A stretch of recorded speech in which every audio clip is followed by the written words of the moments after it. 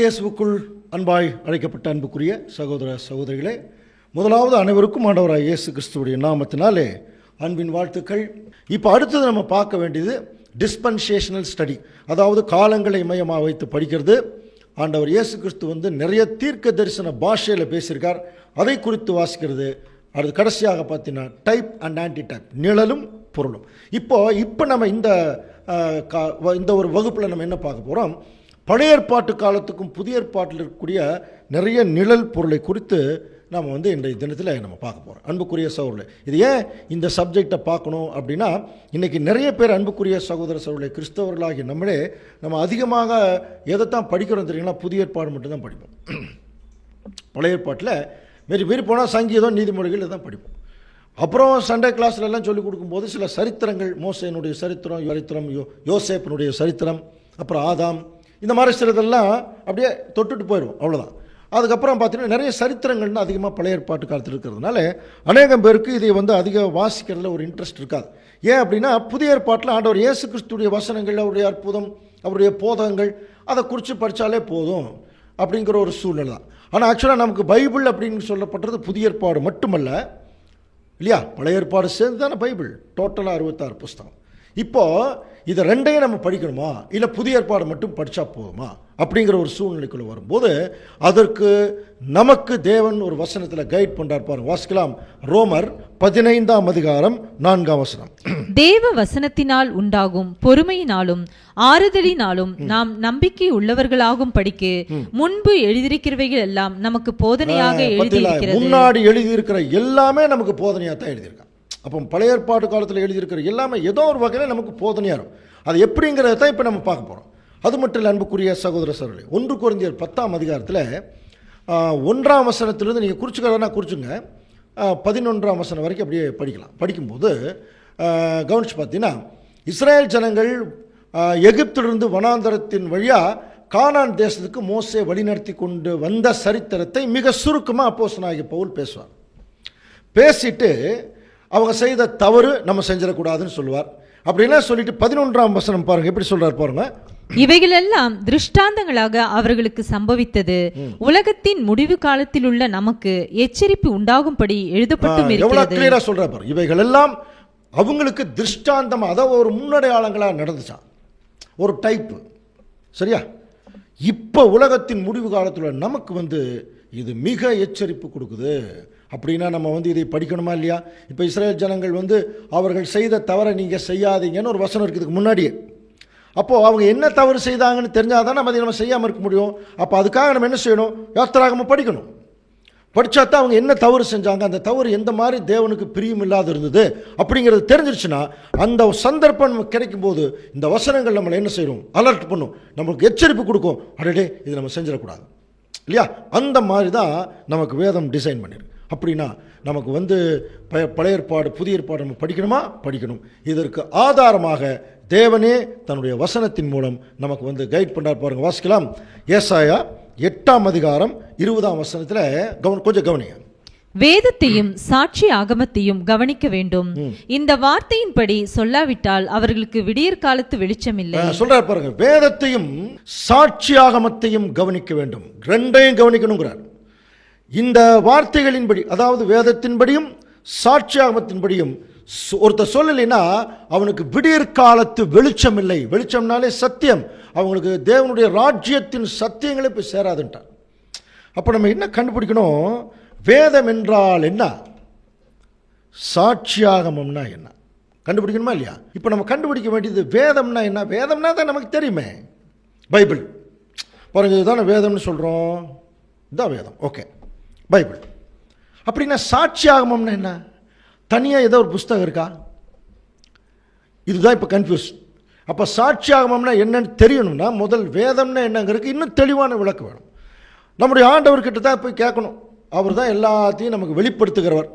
So ஆண்டவர் இயேசு கிறிஸ்துவிட்ட கேட்கலாம். இப்போ அவர் இது நம்ம கேட்கறதுக்கு முன்னாடி சொல்லிட்டார். ஒரு முறை அவருடைய முதல் வருகையில் கவனிங்க, எல்லா பக்கம் ஊழியத்துக்கு போயிட்டுருக்கிற போது ஒரு முறை நாசரேத்தூருக்கு வரார். தான் வளர்ந்த ஊராகிய நாசரேத்தூருக்கு வரும்போது அந்த ஓய்வு நாளுடைய வழக்கத்தின்படி உள்ள ஜெப ஆலயத்துக்குள்ளே போகிறார். போனோடனே ஆண்டவர் கையில் ஏசாயா தீர்க்க தரிசன புஸ்தகத்தை கொடுக்குறாங்க. கவனிங்க, உடனே அதை விரிக்கிறார். ஏசாயா தீர்க்க தரிசன புஸ்தகத்தை விரித்து வாசிக்க ஆரம்பிக்கிறார். அதாவது லூக்கா 4:18 பாருங்கள், என்ன வாசிக்கிறார்? வாசிக்கலாம், பார்க்கலாம். கர்த்தருடைய ஆவியானவர் என்மேல் இருக்கிறார், தரித்திரருக்கு சுவிசேஷத்தை பிரசங்கிக்கும்படி என்னை அபிஷேகம் பண்ணினார். கொஞ்சம் கவனிங்க. அப்போ பாருங்க, கர்த்தருடைய ஆவியானவர் என்மேல் இருக்கிறார், அப்புறம் தரித்திரருக்கு சுவிசேஷத்தை பிரசங்கிக்கும்படி என்னை அனுப்பினார், இருதயம் நறுங்குண்டவர்களை குணமாக்கவும், சிறைப்பட்டவர்களுக்கு விடுதலையும், குருடருக்கு பார்வையை பிரசித்தப்படுத்தவும், நொறுங்குண்டவர்களை விடுதலையாக்கவும், கர்த்தருடைய அனுகிரக வருஷத்தை பிரசித்தப்படுத்தவும் என்னை அனுப்பினார் என்று எழுதியிருக்கிற இடத்தை அவர் கண்டு வாசித்து புஸ்தகத்தை சுருட்டி அவங்க கையில் கொடுத்தார். சரியா? இப்போ இவர் வாசித்த விஷயம் என்ன? ஆண்டவர் உள்ள போறார், ஏசாயா புஸ்தகம் கொடுக்குறாங்க. அப்படின்னா நல்லா புரிந்துக்கலாம், ஆண்டவருடைய முதல் வருகையினுடைய காலத்திலேயே அவர்கள் வேதமாக நினைத்து கொண்டிருந்த புஸ்தகங்கள் எல்லாம் எது தெரியுங்களா? மோசே எழுதினார் பாருங்க, 5 ஆகமம், புரியுதா? சங்கீதங்களினுடைய புஸ்தகம், புரியுதா? சில தீர்க்க தரிசன புஸ்தகங்கள், அதில் ஏசாயா. இவைகள் எல்லாம் நம்ம பைபிள் இப்போ இருக்கிற மாதிரி பைண்டிங் போட்ட புக்கு மாதிரிலாம் உங்களுக்கு இல்லை. அன்னைக்கு சில சுருள்களில் இருந்திருக்கு. இப்போ அதையத்தான் அவர்கள் வேதமாக அவங்க எடுத்துக்கிட்டு அதையத்தான் படிச்சுட்டு இருந்தாங்க. இதில் என்ன ஆச்சரியம்னா, இதில் யாரை குறித்து எழுதப்பட்டிருக்கு பாருங்க, தன்னை குறித்து எழுதப்பட்ட வசனத்தை தானே ஆண்டவர் இயேசு கிறிஸ்து என்ன செய்கிறார்? இப்போ வாசிக்கிறார் இல்லையா? தன்னை குறித்து எழுதப்பட்ட வசனத்தை தானே வாசிக்கிறார். கர்த்தருடைய ஆவி என் மேல் இருக்கிறார், இப்போ நான் நொறுங்குண்டவருடைய குணமாக்கத்தான் வந்திருக்கேன், என்னை அனுப்பினார் அப்படிங்கிற வசனம் எல்லாம் அவரை குறித்து எழுதப்பட்ட வசனம். அப்படின்னா நல்லா புரிஞ்சுக்கலாமா? அப்போ பழைய ஏற்பாட்டு காலம் முழுவதும் யாரை குறித்து தான் எழுதப்பட்டிருக்குன்னா ஆண்டவரை குறித்து தான். இப்போ ஒன்றும் வேண்டாங்க, நம்ம கிறிஸ்மஸ் டைமில் முக்கியமான ஒரு வசனம் படிப்போம் இல்லையா? என்ன வசனம் படிப்போம்? நமக்கு ஒரு பாலகன் பிறந்தார், நமக்கு ஒரு குமாரன் கொடுக்கப்பட்டார், படிக்கிறோம் இல்லையா? எங்கே இருக்குது? ஏசாயாவில் தான் இருக்குது. அப்போது இயேசு கிறிஸ்து பிறக்கிறதுக்கு முன்னாடி 700 வருஷங்களுக்கு முன்னாடி ஏசாயா தீர்க்கதரிசி எழுதியிருக்கார், நமக்கு ஒரு பாலகன் பிறந்தார். நல்லா புரிஞ்சுக்கலாமா? அப்போது இதில் என்ன ஆச்சரியம், அப்போ இவர்கள் புதிய ஏற்பாட்டின் காலத்தில் ஆண்டவர் வரும்போதே அந்த ஜனங்கள் அன்றைக்கு அவர்கள் வேதமாக வைத்திருந்தது பழைய ஏற்பாடு. அதைத்தான் அவங்க வேதமாக வச்சுருந்தாங்க. சரியா? இந்த பழைய ஏற்பாட்டில் ஆண்டவர் இயேசு கிறிஸ்துடைய காரியங்களை குறித்து சொல்லப்பட்டிருக்கும் போது நமக்கு ஒரு பாலகன் பிறந்தார், நமக்கு ஒரு குமாரன் கொடுக்கப்பட்டார். மீகா தீர்க்கதரிசி எழுதுகிறார், எப்படி?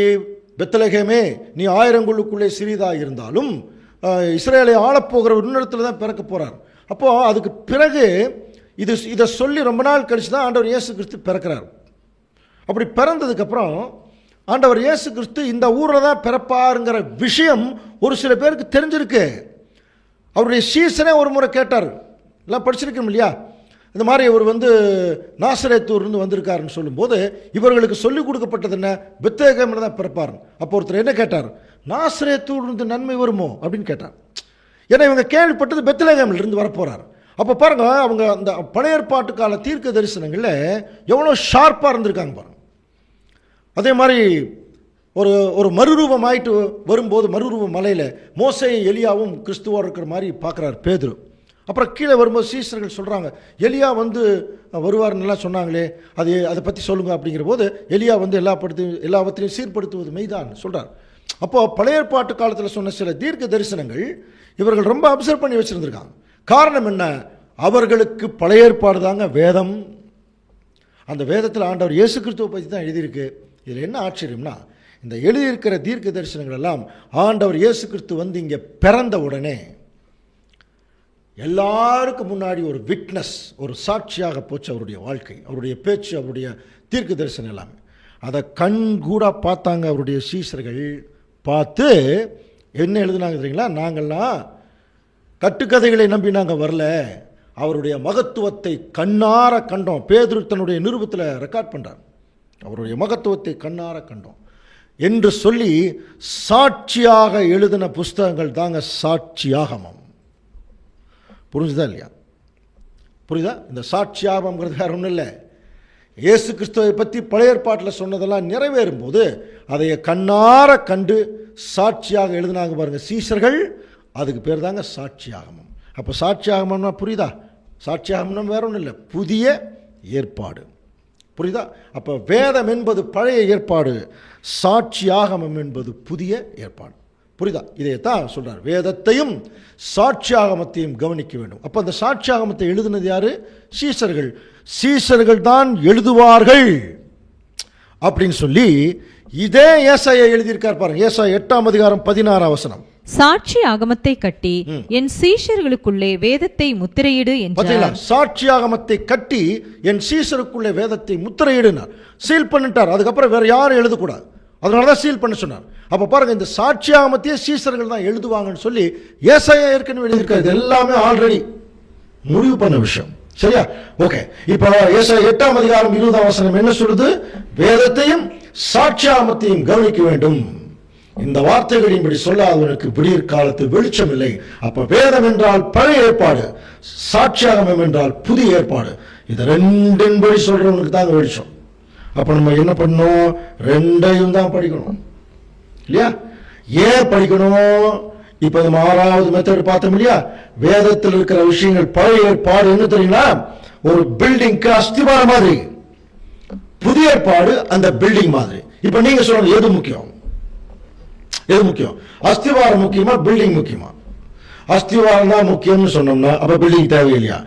அஸ்திவாரமே பில்டிங்காக தான். அப்ப பில்டிங் தான் முக்கியம் அப்படின்னா அப்ப அஸ்திவாரம் எல்லாம் எப்படி வரும்? இதுதாங்க வேதம். அப்ப ரெண்டு எவ்வளவு முக்கியமோ அந்த மாதிரி தாங்க வேதமும் சாட்சியாகும். பழைய ஏற்பாடும் புதிய ஏற்பாடு ரெண்டும் தேவன் கொடுத்த பொக்கிஷம். ரெண்டும் ரொம்ப முக்கியம். ரெண்டையும் வாசிக்கணும். இப்ப பிரச்சனை என்னன்னா, இது ரெண்டையும் வாசிக்கிறதுக்கு நிறைய பேருக்கு விருப்பம் இல்லாத காரணம் என்னன்னா, வேதத்திற்குள்ள இருக்கக்கூடிய அநேக விதமான தேன் போன்ற ரகசியங்களை இன்னும் தெரியாதனால அதை ருசிக்கிறதுக்கே யாரும் உள்ள வர மாட்டேங்கிறாங்க. இன்னும் பரிதாபம் என்னன்னா, நிறைய வழிநடத்தக்கூடிய சகோதரர்கள் தான் அதை ருசிச்சிருக்கணும் ஃபர்ஸ்ட், அப்புறம் அதை ருசிக்கிறதுக்கு மற்றவங்களுக்கு கொடுக்கணும். அந்த ப்ராசஸே இந்த 2000 வருஷமா நடக்கல. நாம் இருக்கக்கூடிய காலத்தை தவிர இப்பதாங்க அது ஆரம்பிச்சிருக்கு. அன்புக்குரிய சகோதர சகோதரி, இது ருசிக்கிறதுக்காகவே தேவன் கொடுத்த ஒரு மகா பெரிய பதார்த்தம். இது இந்த வேதம். படிக்கிற முறையில படிச்சோம்னா அவ்வளவு இன்ட்ரெஸ்டா இருக்கும், ரொம்ப இன்ட்ரெஸ்டா போயிட்டு இருக்கும். அந்த படிக்கிற மெத்தட் தெரியாதனால பாவம் நம்ம சகோதர சகோதரர்கள் எல்லாம் ஏதோ தெரிஞ்ச வரைக்கும் அப்படியே நம்ம என்ன பண்ணலாம், வாழ்க்கையை நம்ம நடத்திட்டு போயிடலாங்கிற அளவுக்கு போயிட்டாங்க. ஆனா அதற்காக நமக்கு வேதம் கொடுக்கப்படவில்லை. ஏதோ ஒரு பெரிய வித்தியாசம் உலக ஜனங்களுக்கு நமக்கு இருக்கு. கண்டுபிடிக்கலாம். தேவன் அதுக்கு நமக்கு நிறைய வாய்ப்பு கொடுப்பார். அந்த வித்தியாசத்தை நம்ம உணரணும்னா வேதத்தை வேதம் சொல்லி இருக்கிறபடி நம்ம உள்ள போய் பார்க்கணும். அப்பதான் அவருடைய முழு பொருள் தெரியும். ஓகே, இப்போ நம்ம என்ன பார்த்துட்டோம்? வேதம் என்பது பழைய ஏற்பாடு, சாட்சியாகமம் புதிய ஏற்பாடு. புதிய ஏற்பாடு இல்லாம பழைய ஏற்பாடு இல்லை, பழைய ஏற்பாடு இல்லாம புதிய ஏற்பாடு இல்லை. ரெண்டுல என்ன இருக்கு? ரொம்ப சிம்பிள். பழைய ஏற்பாட்டு காலத்துல நடந்த எல்லா சம்பவங்களுமே புதிய ஏற்பாட்டின் காலத்துல நடக்க போற சம்பவங்களுக்கு ஒரு நிழல். அதான் டைப் அண்ட் ஆன்டி டைப். புதிய ஏற்பாட்டு காலத்துல நடக்க போற சம்பவங்களுக்கு பழைய ஏற்பாட்டு காலத்துல நடந்த சம்பவம் ஒரு என்னவா இருக்கு? ஒரு பொருளா இருக்கு. அப்போ இன்னைக்கு நமக்கு என்ன நடக்குதோ, நடக்க போகிறதோ, அதை இப்ப நம்ம கண்டுபிடிக்கணும்னா இதே மாதிரி பழைய ஏற்பாட்டில் ஏதோ ஒரு நிகழ்ச்சி நடந்திருக்கும். அதை பார்த்து கண்டுபிடிச்சிட்டோம்னா நமக்கு இங்க என்ன நடக்கும்னு கண்டுபிடிச்சிடலாம். இதுதாங்க வேத ஆராய்ச்சி மையத்தினுடைய ஒரு மையக்கரு. சரியா? இப்ப நம்ம இந்த ஒரு முயற்சியே இது தேவன் ஆண்டவர் இயேசு கிறிஸ்துவின் கிருபையினால தேவன் கொடுத்த ஒரு முயற்சி தான். அதனாலதான் இதுக்கு பேரே பாருங்க, நல்மெய்ப்பன் வேத ஆராய்ச்சி மையம். இப்ப இதனுடைய முக்கியமான வேலையை வேதத்துக்குள் இருக்கக்கூடிய பொக்கிஷங்களை ஆராய்ந்து எடுத்து அதை ருசித்து மற்றவர்களும் ருசிக்க வைக்கக்கூடிய ஒரு நல்ல முயற்சி. சரியா? சோ இது எந்த அளவுக்கு உங்களுக்கு பிரயோஜனமா இருக்கும் என்பதை நீங்கள் கவனிக்கிறத பொறுத்துதான் இருக்கு. ஓகே, இப்ப நம்ம என்ன பண்ணலாம்? அப்படியா, பழைய ஏற்பாடு காலத்தில் நடந்த சம்பவங்கள் எல்லாம் புதிய ஏற்பாட்டின் காலத்தில் நடக்க போற சம்பவங்களுக்கு ஒரு நிழல். அப்போ பழைய ஏற்பாடு ஒரு நிழல், புதிய ஏற்பாடு ஒரு பொருள் அப்படி வச்சுக்கலாம். இது நம்ம சொல்ற இந்த கருத்து சரியான்னு கண்டுபிடிக்கிறதுக்கு சரியான ஒரு உதாரணத்தை எடுத்து சொன்னா ஈஸியா புரிஞ்சுக்கலாம். அதுக்கு அப்போஸ்தலனாகிய பவுல் நமக்கு ஒரு சின்ன குழு கொடுக்கிறார் பாருங்க. எப்படி கொடுக்கிறார்? 1 கொரிந்தியர் 15 அதிகாரம் 45 வசனம். அந்தபடியே முந்தின மனுஷனாகிய ஆதாம் ஜீவ ஆத்துமாவானான் என்று எழுதியிருக்கிறது. பிந்தின ஆதாம் உயிர்ப்பிக்கிற ஆவியானார். பிந்தின ஆதாம் உயிர்ப்பிக்கிற ஆவி. இந்த இடத்துல ரெண்டு விதமான ஆதாம் இருக்கிறார்னு பேசுறார் பாருங்க. முந்தின ஆதாம் ஜீவாத்மா, பிந்தின ஆதாம் ஒருத்தர் இருக்கிறாராம். புரியுதா? பிந்தின ஆதாம் அவர் உயிர்ப்பிக்கிற ஆவியா இருக்கார். இப்ப நமக்கு புரியும் இல்லையா?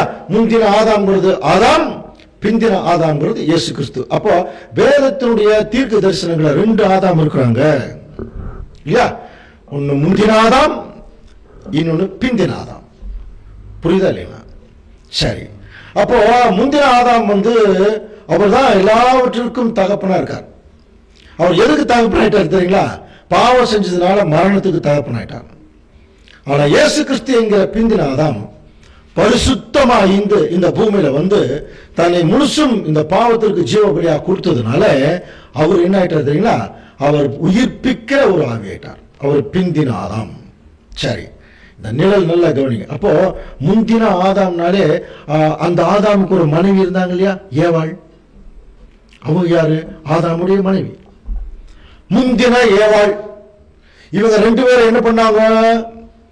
இந்த பூமியில் இருக்கிற ஜனங்களுக்கு சொத்து கொடுத்துட்டு போயிருக்கிறாங்க. முந்தின ஆதாமும் முந்தின ஏவாள் என்ன கொடுத்தாங்க தெரியுமா? பாவம், மரணம்.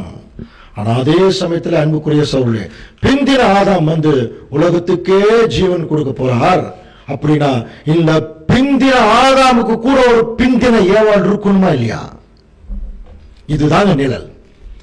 பிந்தின ஏவாள், இன்னும் சொல்ல போனா இரண்டாம் ஏவாள். அது முதலாம் ஏவாள், இது இரண்டாம் ஏவாளா? இது யாரு? யார் சொல்லுங்க பார்க்கலாம். வசனம் நமக்கு அழகா பவுல் விளக்குறார். 2 கொரிந்தியர் 11ஆம் அதிகாரம் 2ஆம் வசனம். நான் உங்களை கற்புள்ள கன்னிகையாக கிறிஸ்து என்னும் ஒரே புருஷனுக்கு ஒப்பு கொடுக்க நியமிக்கப்பட்டபடியால். நான் உங்களை கற்புள்ள கன்னிகையாக கிறிஸ்து என்னும் ஒரே புருஷனுக்கு. அப்படின்னா இந்த இரண்டாம் ஆதாம் இருக்கார் பாருங்க, அவருக்கு ஒரு ஏவாள் இருக்கிறாங்களா? அந்த ஏவாளுக்கு பேர் இரண்டாம் ஏவாள். அந்த ஏவாளுக்கு கொரிந்தியருக்கு பவுல் வச்ச பேர் என்ன தெரியுங்களா? கற்புள்ள கன்னிகை. புரியுதா? அப்போ ஏன் கற்புள்ள கன்னிகை? புருஷன் சொல்றதை கேட்கறதா கற்புள்ள கன்னிகை. இங்க என்ன நடந்தது தெரியுமா? ஆதாம் விஷயத்துல ஏவாள் சொன்னதை ஆதாம் கேட்டார், சாப்பிடுங்க வாங்கி சாப்பிட்டார். ஆனா இங்க அப்படி இல்லை. இந்த இரண்டாம் ஆதாம் சொல்றதை ஏவாள் கேட்பாங்க. ஆண்டவர் சொல்றதை யார் உண்மையா கேட்டு இந்த பூமியில நடக்கிறார்களோ அவங்க தாங்க இரண்டாம் ஏவாள், கற்புள்ள கன்னிகை. இன்னும் வேற மாதிரி சொல்லணும்னா ஒரு ஜெனரல் நேம் நமக்கு எல்லாத்துக்கும் தெரியும், மணவாட்டி சொல்லுவாங்க இல்லையா? மனைவி அப்படின்னா சாதாரண வார்த்தை, மணவாட்டினா அது பைபிள் வார்த்தை இல்லையா? அப்ப ஆண்டவர் இயேசு கிறிஸ்துவுக்கு இப்போ என்ன நடந்துட்டு இருக்கு தெரியுங்களா? அவரை பின்பற்றக்கூடிய திருச்சபையின் பிள்ளைகள் மணவாட்டி வகுப்பார் இந்த பூமியில தேவன் தேர்ந்தெடுத்துட்டு இருக்கார். முதல் வருகையில் அதை ஆரம்பிச்சு வச்சுட்டு போனார். நம்ம ஏற்கனவே போன சப்ஜெக்ட்ல பார்த்தோம் இல்லையா? நிச்சயதார்த்தம் நடந்தாச்சு. ஆண்டவர் இயேசு கிறிஸ்துவுக்கும் அவரை பின்பற்றக்கூடிய பிள்ளைகளுக்கும் நிச்சயதார்த்தம் நடந்தாச்சு. நிச்சயதார்த்தத்தினுடைய அடையாளமா வெள்ளிக்காசு கொடுத்துட்டு போயிட்டார். இப்ப 2ஆம் வருகையில் வரப்போறார். வரும்போது அவரை எதிர்கொண்டு போறதுக்கு அந்த 10 வெள்ளிக்காசு நெத்தியில கத்திட்டு ரெடியா நிக்கணும். அவருடைய திருச்சபையின் பிள்ளைகள் எல்லாரும் நிக்க முடியாது. ஒரு சிலர் மட்டும்தான் ஆண்டவர் சொல் பேச்சு கேட்டு நடந்து நிற்பாங்க. அவர்கள் கிறிஸ்து கொண்டு போயிடுவாங்க. இவங்களை பத்தி தான் மறுபடியும் சொல்ற பாருங்க. முதலாம் ஏவாள் ஏமாந்துருச்சு. ஆனா இன்னொரு பயம் எனக்கு இருக்கு. எதை குறித்தும் பயப்படாத போல் ஒரு பயத்தை வெளிப்படுத்தினார். 2 கொரிந்தியர் 11ஆம் அதிகாரம் 3ஆம் வசனம் வாசிக்கலாம். ஆகிலும் சர்ப்பமானது தன்னுடைய தந்திரத்தினாலே ஏவாளை வஞ்சித்தது போல உங்கள் மனதும் கிறிஸ்துவை பற்றிய உண்மை நின்று விலகும்படி கெடுக்கப்படுமோ என்று பயந்திருக்கிறேன். எவ்வளவு கிளியரா சொல்ற பாருங்க. எப்படி சர்ப்பம் ஏவாளை அது வஞ்சித்தது போல உங்களையும் உங்க மனசையும் ஆண்டவர் இயேசு கிறிஸ்துவை பற்றின உண்மையிலிருந்து மறைச்சிருவானு பயமா இருக்கு. எவ்வளவு பெரிய பயம் பாருங்க. அன்புக்குரிய சகோதர சகோதரி, இந்த வேத ஆராய்ச்சியினுடைய நோக்கம் என்ன தெரியுங்களா? நம்முடைய ஆண்டவர் இயேசு கிறிஸ்துவை பற்றின தெளிவான உண்மைகளை மறைச்சு வச்சிருக்கான் பாருங்க. அதை அப்படியே கண்டுபிடிச்சு சொல்றதான். அவன் மறைச்சு இருட்டு பண்ணிட்டான் அந்த உலகத்தை. இப்ப நம்ம தேவனுடைய பிள்ளைகள் சத்திய வெளிச்சத்தை அதை ஏற்றும் போது அந்த உலகத்துல அது எது சத்தியம்ங்கிறது நல்லா தெரியும். அவன் என்னென்னவெல்லாம் போய் சொல்லியிருக்கான் சத்தியத்திலேயே. எப்படி எப்படி எல்லாம் ஜனங்களை ஏமாத்திருக்கான். கிறிஸ்தவர்களை ரொம்ப முக்கியமா கவனிங்க. மக்கள் மற்ற ஜனங்களை கிறிஸ்தவர்களை ஏமாத்திருக்கான் பைபிள் வச்சுக்கிட்டேன். இது தெரியணுமா இல்லையா? இது தெரியறதுக்காக தான் இந்த பைபிள் ஆராய்ச்சியை நல்லா புரிஞ்சுக்கலாம். அதனாலதான் பவுல் பயப்பட்டார் பாருங்க. அந்த பயத்தினுடைய வெளிப்பாடு தான் இந்த ஆராய்ச்சி. இது சர்ப்பமானது ஏவாளை தன்னுடைய தந்திரத்தினாலே, அப்ப இந்த ஏவாள் ஏமாந்துடக்கூடாது இல்லையா? இவர்களையும் ஏமாற்றுவதற்கு அவன் தயாராத்தான் இருக்கான். தந்திரத்தினாலே நமக்கு தெரியாமே நம்ம ஏமாத்தி போயிடுவான். சரியா? சோ இந்த தந்திரத்திலிருந்து நம்ம வெளியே வரணும்னா ஒரே வழி இருக்கு அன்புக்குரிய சகோதர சகோதரர்களே. ஆதியால ஏதேன் தோட்டத்தில் நடந்த தவறு இங்க நடந்துடக்கூடாது. ஏதேன் தோட்டத்தில் என்ன தவறு நடந்ததுன்னா, ஏவாள் சொல்றதை ஆதாம் கேட்டார். இங்க ஆதாம் சொல்றதை நம்ம கேட்கணும், இயேசு கிறிஸ்து சொல்றதை நம்ம கேட்கணும், அப்படியே கேட்கணும். அவங்க தாங்க கற்புள்ள கன்னிகை, இதுதாங்க நிழல். புரியுதா? பழைய ஏற்பாட்டு காலத்துல ஆதாம் ஏவாள், புதிய ஏற்பாட்டு காலத்துல 2ஆம் ஆதாம் 2ஆம் ஏவாள். பழைய ஏற்பாட்டு காலத்துல அந்த ஆதாமும் ஏவாளும் உலக ஜனங்களுக்கு என்ன கொடுத்துட்டாங்க? சொத்து கொடுத்தாங்க, மரணம், சாபம், அப்புறம் பாவம். இந்த ஆதாமும் இந்த ஏவாளும் ஒட்டுமொத்த உலக ஜனங்களுக்கு அவருடைய ராஜ்யத்துக்குள்ள எல்லாரையும் உயிர்த்தெழுப்பி ஜீவன் கொடுப்பார் ஆண்டவர் இயேசு கிறிஸ்து. அப்படி ஜீவன் கொடுக்கும் போது இந்த ஏவாள் அவரோட இருக்கும். புரியுதுங்களா? அந்த மணவாட்டி திருச்சபை ஆண்டவரோட அந்த வேலையை செய்வாங்க. எவ்வளவு பெரிய ஆசீர்வாதத்துக்கு தேவன் கொடுத்திருக்கார். இது இன்னும் கொஞ்சம் விளக்கமாக அடுத்து வரக்கூடிய பாடத்துல நம்ம பார்க்க போறோம். ஓகே, இப்ப நம்ம இந்த நிழலும் பொருளுங்கிறது ஒரு சின்ன விஷயத்துங்கிறது ஒரு சின்ன ஒரு பாடத்துல பார்க்கிறோம். இப்ப இந்த நிழலும் பொருளும் பைபிள்ல எந்த அளவுக்கு நமக்கு இருக்கு என்பதை குறித்து பழைய ஏற்பாட்டு காலத்துல நடந்த ஒரு சம்பவத்தை இப்ப நம்ம என்ன செய்யலாம்? வெளியெடுத்து அது எந்தெந்த வகையில நமக்கு ஒரு நிழலா இருக்குன்னு சொல்லி பார்க்கலாம். ரொம்ப இன்ட்ரெஸ்டிங்கான ஒரு விஷயம் என்னன்னா, அன்புக்குரிய சகோதரர் சொல்லி பழைய ஏற்பாட்டுல விசேஷமா இஸ்ரேல் ஜனங்களுடைய வாழ்க்கை வரலாறு நீ ஓரளவுக்கு ஏதாவது படிச்சிருப்பீங்க இல்லையா? அதுல ஒரு குறிப்பிட்ட காலத்துல இஸ்ரேல் ஜனங்கள் எகிப்து தேசத்துல போய் அவங்க குடியிருக்கும் போது ரொம்ப நாள் கழிச்சு அவங்க எகிப்து தேசத்துடைய ராஜாவுக்கு அடிமைமார் ஆயிட்டான் இல்லையா? அப்போ ரொம்ப வருஷமா அந்த அடிமையா இருந்து அவர்கள் புலம்புவதை தேவன் மேல இருந்து கேட்கிறாராம். கேட்டுட்டு அந்த வார்த்தையை நீங்க படிச்சு பார்த்துருக்கலாம். ஆபிரகாமோடும் ஈசாக்கோடும் யாக்கோபோடும் பண்ணின உடன்படிக்கையை நினைவு கூர்ந்தார்னு இருக்கும். அப்போ இவங்க யாருன்னா ஆபிரகாமுடைய சந்ததி. அப்ப ஆபிரகாமுடைய சந்ததிக்கு தேவன் ஏற்கனவே அவர் கீழ்ப்படிச்சதால ஒரு வாக்குத்தத்தம் கொடுத்தார். அதை நினைவு கூர்ந்து, அடடே இவங்க ஆபிரகாமுடைய சந்ததியாச்சு, அதனால இவர்களை எகிப்திலிருந்து வெளியே கொண்டு போய் ஏற்கனவே ஆபிரகாமுக்கு கொடுத்த அந்த கானான் தேசத்துல இவர்களை நல்லா வாழ வைக்கணும். அதுதான் தேவனுடைய திட்டம், ஒரு நோக்கம். இப்போ அதுக்கு மோசே என்கிற மகா பெரிய ஒரு லீடரை அவர் செலக்ட் பண்ணி இப்ப அவர் வரார். நமக்கு ஏற்கனவே மோசேனுடைய சரித்திரங்கள்லாம் தெரியும், அது கொஞ்சம் பின்னாடி டீட்டெயிலா பார்க்கணும். வந்து பார்வோன் ராஜா கிட்ட இருந்து மீட்டு இந்த இஸ்ரேல் ஜனங்களை கொண்டு போறதுக்கு அவர் பார்வோன் ராஜா கிட்ட பேசுறார். பார்வோன் விட மாட்டேங்கிறார். அப்புறம் ஒவ்வொரு வாதைகள் நடக்குது இல்லையா? அதுல 9 வாதைகள் நடந்தாலும் பார்வோனுடைய இருதயம் கடினப்பட்டது. கடைசியா ஒரு வாதையை தேவன் பிக்ஸ் பண்ணாராம், 10வது வாதை. நமக்கு தெரியும் இல்லையா? அந்த வார்த்தையை நம்ம அடிக்கடி மனப்பாடம் பண்ணுவோம், தலைச்சன் பிள்ளை சங்காரம், அந்த வார்த்தை இல்லையா? இப்போ அதை குறித்து தான் இப்ப நம்ம என்ன செய்ய போறோம், பார்க்க போறோம். இப்போ இந்த 10வது வாதையை தான் இஸ்ரேல் ஜனங்க வெளியே வர போறாங்க. அவங்க எப்படி வெளியே வர போறாங்கிறதுக்கு ஒரு விஷயத்தை சொல்றாங்க. யாத்திராகமம் 12ஆம் அதிகாரம் 1ஆம் வசனம் வாசிக்கலாம். கர்த்தர் எகிப்து தேசத்தில் மோசேயையும் ஆரோனையும் நோக்கி, இந்த மாதம் உங்களுக்கு பிரதான மாதம், இது உங்களுக்கு வருஷத்தின் முதலாம் மாதமா இருப்பதாக. முதல் மாதங்கள் வந்ததே தேவன் இஸ்ரேல் ஜனங்களுக்கு கொடுத்த விஷயம் தான். இந்த மாதம் உங்களுக்கு பிரதான மாதம் அப்படின்னார். சரியா? இப்ப நமக்கு ஜனவரி பிப்ரவரி மாதம் எல்லாம் இருக்கு, தேவன் கொடுத்ததா அது அல்ல. அன்புக்குரிய சகோதரர்களுடைய இந்த கேலண்டர் போப் கிரிகோரி என்பவர் போட்ட கேலண்டர். அதனால இதுக்கு என்ன பேர் தெரியுமா வச்சிருக்க? நம்ம இங்கிலீஷ் கேலண்டருக்கு கிரிகோரியன் கேலண்டர் பேர். அதுக்கு முன்னாடி ஜூலியஸ் சீசர் ஒரு கேலண்டர் போட்டார், அதை ஃபாலோ பண்ணா கொஞ்ச நாளைக்கு, ஜூலியன் கேலண்டர் பேர். இதெல்லாம் அந்த காலத்துக்கு தகுந்தபடி என்ன பண்ணிட்டான், மாத்திட்டான். ஆனா ஒரிஜினல் கேலண்டர் தேவன் இஸ்ரேல் ஜனங்களுக்கு கொடுத்ததான். சரியாக 12 மாதம். சரியாக 12 மாதத்துல இருக்கிற ஒவ்வொரு மாசத்துக்கு 30 நாள் தான். நல்லா புரிஞ்சுக்கலாம். இன்னைக்கு நம்ம எப்படி கேலண்டர் பிக்ஸ் பண்றோம்? நம்முடைய பூமி சூரியன் ஒரு தடவை சுத்தி வந்தா சோலார் கேலண்டர் சொல்றோம் இல்லையா? சூரிய கேலண்டர் அது 365 நாள். இதை வச்சுட்டு தான் ஒரு மாசத்துக்கு 30, ஒரு மாசத்துக்கு 31 வருது. ஆனா இஸ்ரேல் ஜனங்களுடைய கேலண்டர் இல்ல, அப்படி இல்ல. அதாவது பூமியை சந்திரன் ஒரு தடவை சுத்தி வர்றது ஒரு மாசம். 15 நாள் அமாவாசை, 15 நாள் பௌர்ணமி, கரெக்டா ஒரு மாசம் 30 நாள் வரும். கரெக்டா அது ஒரு வருஷத்துக்கு 360 நாள் தான் வரும். இப்ப தேவன் இஸ்ரவேல் ஜனங்களுக்கு கொடுத்தார், இது உங்களுக்கு பிரதான மாதம், இது உங்களுக்கு வருஷத்தின் முதல் மாசமா இருக்கணும் சொல்லிட்டு இந்த இஸ்ரவேல் சபையார் எல்லாரும் நோக்கி என்ன சொல்றாரு, இந்த மாசம் அதாவது முதல் மாசம் 10ஆம் தேதி வீட்டு தலைவர் என்ன செய்யணும், வீட்டுக்கு ஒரு ஆட்டுக்குட்டி தெரிஞ்சுக்கணும். ஒரு வீட்டுக்கு ஆடல்ல ஆட்டுக்குட்டி. இப்போ அந்த ஆட்டுக்குட்டியை எடுத்து என்ன செய்யணும், அந்த ஆட்டுக்குட்டி எப்படி தெரியுங்களா இருக்கணும், அந்த ஆட்டுக்குட்டி பழுதற்றதும் ஆணும் 1 வயதுமா இருக்கணும். புரியுதா? அந்த ஆட்டுக்குட்டி எப்படி இருக்கணும், பழுதற்றதும் ஆணும் 1 வயதுமா இருக்கணும்.